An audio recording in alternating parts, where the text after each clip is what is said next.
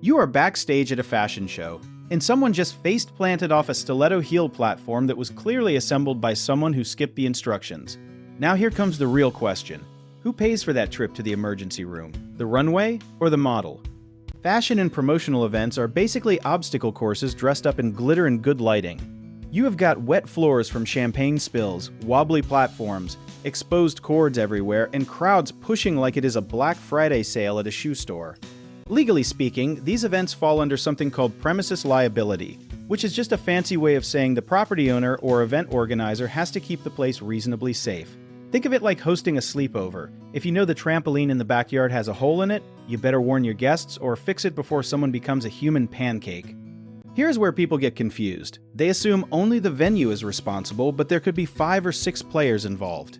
You have got the venue owner, the event planning company, the vendor who built the stage, the security company, and sometimes even the brand sponsoring the whole thing. That is why an accident injury lawyer basically becomes a detective wearing a blazer instead of a trench coat.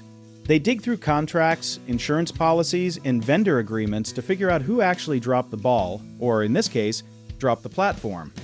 Let us talk numbers for a second because that always wakes people up. In 2023, event-related injury claims involving temporary structures increased by roughly 18% compared to the previous year, according to insurance industry data. Why does that matter to you? Because more claims means more scrutiny, which means insurance companies fight harder to pay less, almost like they trained specifically for this sport. Now here comes the twist nobody expects: waivers.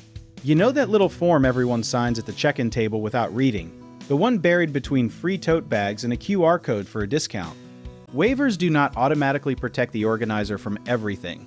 If negligence caused your injury, meaning they knew about a hazard and ignored it, a waiver often will not save them. It is like trying to use an umbrella made of paper during a hurricane. Evidence becomes your best friend here, and I mean immediately. Photos of the hazard, witness names, event footage, and even your shoes if they got damaged, because insurance companies love acting like injuries appeared out of thin air. Let us bust a myth while we are here, because too many people believe you only have a case if the injury looks dramatic. Even a sprained ankle from a poorly secured runway ramp can lead to real medical bills, lost wages, and long recovery time, and that counts. Timing matters too, because most states have a deadline called the statute of limitations. Waiting too long to pursue a claim is like waiting too long to return concert tickets. Eventually, the window just closes and nobody wants to hear your excuse. Insurance companies also love the tactic of offering a quick settlement before you even know the full extent of your injury. It is basically them saying, "Hey, want $1,200 today instead of finding out later you needed physical therapy for 6 months."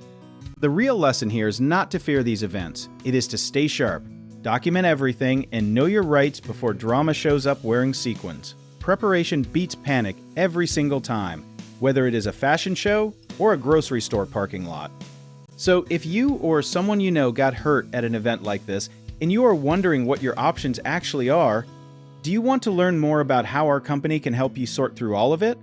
Check out our links in the description.